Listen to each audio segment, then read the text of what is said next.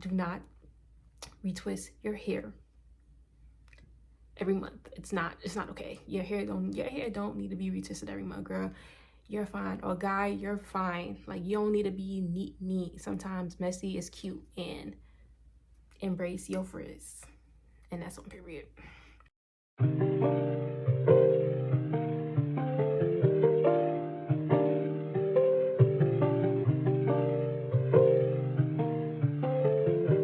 Hey guys. Hey guys, welcome back to my channel. My name is Imani, and today I have a video for you guys. So today I'll be talking about do's and don'ts when it comes to having locks, and I also will be kind of giving you guys an update on my 4 years having locks. Yes, 4 years, and they're doing beautifully.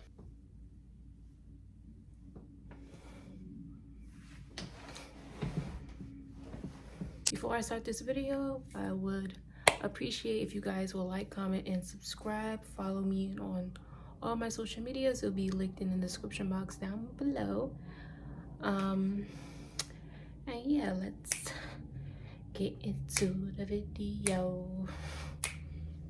So a big absolute don't for me is overwashing your locks, because I feel like overwashing it kind of makes it dry for me. Everybody has different hair textures. My hair is thick. I think I have a 4C. Well, I do have 4C hair, and for me, I feel like overwashing my locks is an absolute no-no. I feel like it gets drier quicker, and I'm basically stripping the natural oils from my hair, and I just feel like that's just not a really good thing to do to your locks. A second don't for me is using like really heavy products. For example, I know that some people may use like a cream or butter for their hair. I won't recommend using like a curling gel or like really heavy base gels in your hair, because it can cause like buildup. I always try to keep it light. My moisturizing routine consists of water, a leave-in conditioner, and a light oil. I don't necessarily think that using like these heavy, cream butters or heavy shea butters to put in your locks. So I just feel like it causes a lot of buildup, and I think that that's just something that you don't need in your hair. Another don't, I don't recommend anybody using any kind of shampoo and conditioners. I prefer people to do their research on what exactly they're putting in their hair by reading the back of a bottle or reading the back of certain products, just to know what's really right for your hair. I know that for thick hair and black people, I don't want to say black people hair, but people who have curly textured hair, thick hair, I know that products like ingredients like sulfates and perfumes and dyes is not necessarily the healthiest for our hair. I'll prefer using Shea Moisture. I think that's like my go-to. They really do a wonderful job with moisturizing my hair and giving my hair back its life. I don't think I don't think there's no other better product. I know that they have other products like Carol's Daughter, Nature, hair products. I know I can't name all of them off the top of my head, but I know that black owned hair products is like kind of the best way to go. I don't want to be biased, but I know that Shea Moisture has done a wonderful job with my hair. My hair hasn't really been experiencing any kind of breakage unless I am doing too much with it, but I am a big advocate on Shea Moisture. So if you're wondering on what to buy for your hair to give it back its life, you should definitely use Shea Moisture. And no, this is not, I am not promoting it, okay? But yeah, I'm a big advocate for Shea Moisture. Another don't for me is pulling, tugging, or playing in my locks. That causes a lot of breakage, and it's just no good for your hair. It's not. Like, imagine you just keep twirling the ends of your hair, and now you see that your hair is ultimately thinning, and that's basically the result of doing these kind of things to your hair. The best thing that you can do for your locks is to just leave it alone, let it do its own thing.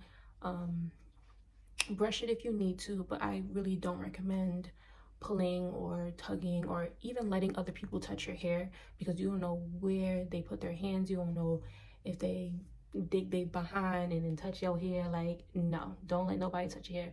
Only let people you know who are very clean, or just let yourself or your loctician touch your hair, because you don't have no time for no behind fingers all up in your scalp.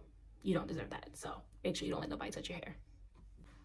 Another don't is not wearing a headscarf or a bonnet when you go to sleep at night.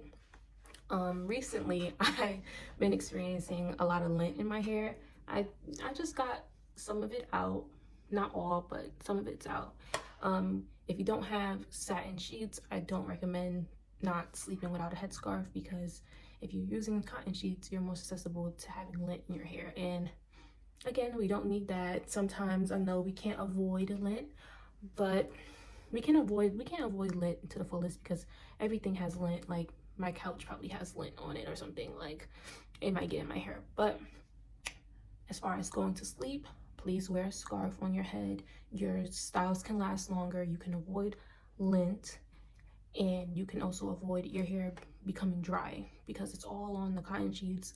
Last time I checked, cotton sheets is not moisturizing your hair. So definitely use that silk bonnet, that silk scarf, to kind of keep all the oils and moisture in your hair. And yeah, another thing is to not retwist your hair often. Like, please do not retwist your hair often. I know some of us like to keep it neat, like to keep it tight. If your hair, honestly, I don't know if I'm being biased, but when I see people with looser texture hair and they basically over twist their hair, I can see that it can like break their hair off. And I just feel like if your hair is not strong enough, like if you know your hair or your locks cannot handle that pulling and tugging, I do not recommend over styling your hair. Like, please don't do it. Sometimes you just need to let your hair grow out, let your roots get full and thick, so you are still able to do these styles that you would like to do. Um, Me personally, I don't think that locks need to stay super neat. Sometimes I like to keep my styles for like 2 months, or a month and a half, and then wear it out, let my hair breathe, and then I would retwist again. So typically I like to retwist my hair every 2 to 3 months, because honestly I hate doing my hair. I hate doing my hair, but I know that I won't experience a thinning at the root, because I know that I am styling my hair on a three or 2 to 3 month consistent basis. And I think that's been working for me, and it may work for somebody out there. So again, do not retwist your hair every month. It's not okay. Your hair don't need to be retwisted every month, girl. You're fine. Or guy, you're fine. Like, you don't need to be neat. Sometimes messy is cute, and embrace your frizz. And that's on period. Honestly, I'm not sure what number I am on, but another don't for me is dyeing your hair too much. Like, if you're dyeing your hair way too much, please stop. Again, if you know your hair is not strong enough to keep getting that excessive dye, I don't recommend dyeing your hair. I feel like the maintenance on having any kind of colored hair other than your natural color is a lot. It's a lot. And if you're not keeping up with that, I would not recommend dyeing your hair. This is my last don't. I'm not sure if drinking alcohol has anything to do with your hair growth. It probably doesn't. It probably does.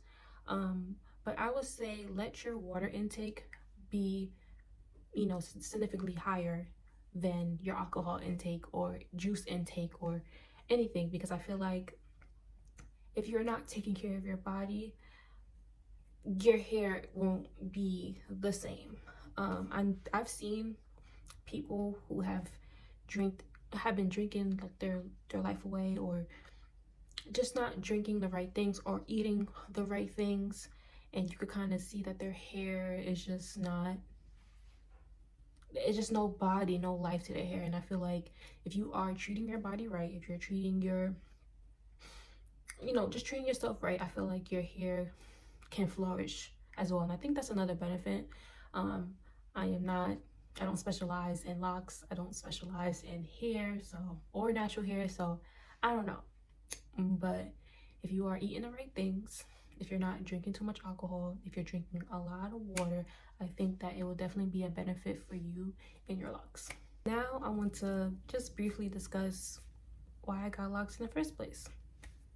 So I got my locks, it was April 22nd, 2020, during the pandemic. And during that time, I was in a very insecure place in my life. And I just feel like I wanted something new. During that time, I was not in high school, I was in college, just started college.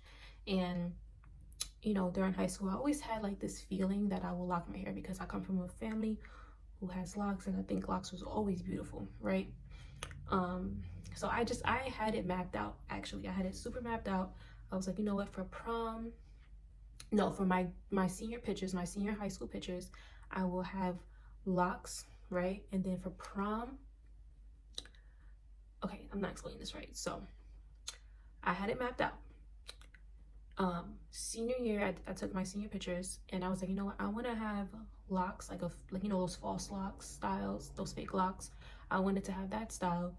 So like, you know, when I have my kids or whatever, like, yeah, you know, I had locks when I was super young, and you know, y'all not effing with me, you know. I don't know. I just wanted to say I had locks. I just wanted to have like a little consistent thing going on. But I was like, you know, for my senior pictures, I want to do a lock style, and then for my for prom, I wanted to do a bob, and then after high school, I will lock my hair. That was always the plan. I always saw myself with locks. So fast forward to the pandemic. During the pandemic, I was in school, and I was super duper insecure, and I was dealing with, you know, a really big heavy load of anxiety, social anxiety. It took a lot out of me to kind of get out of bed and go to school. Like, it was a lot for me. And you know, when March 13th happened, I thought, you know, it was a good time for me to kind of slow down.